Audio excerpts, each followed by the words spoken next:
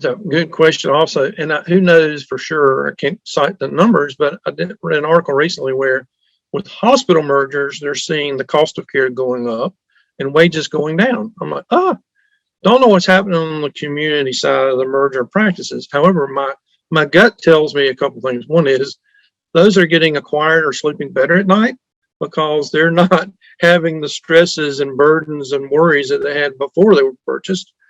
But the purchaser is now sleeping less because they've got more to worry about. And also, I think the bigger organizations tend to be further along on the reform path than the smaller.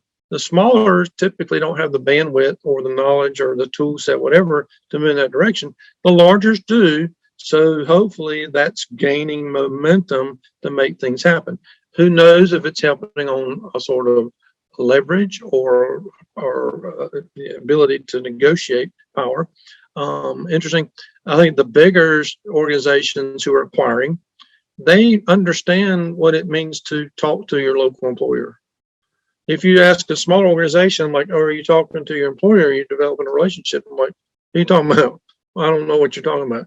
They don't equate that. They may have dinner together or may go socialize together, but they don't talk about how they can benefit from each other by working together. The larger ones, I think, are beginning to understand it.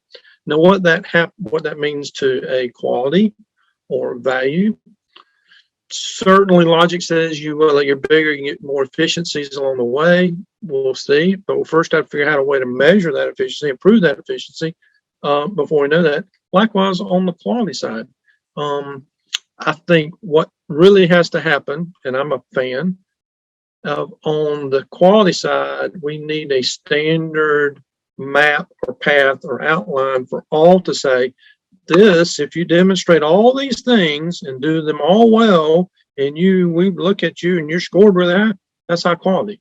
But we've got to get that standard out there. Less likely to happen on the payment piece until we figure out what's happening or what's not happening. And the measures is somewhere in between there, where there's some evolving of standard measures, but we're not where we need to be yet. Who knows? Who knows what's going to happen? It's also, it's not discussed much, but even the cultural differences between a small organization joining a larger organization, what does that do to the culture? What does that do to the autonomy?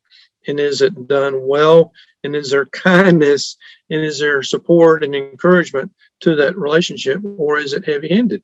A lot's to be determined. It'll be a very interesting study that could come out a year or two from now saying, this is what's happened on the community side versus the hospital.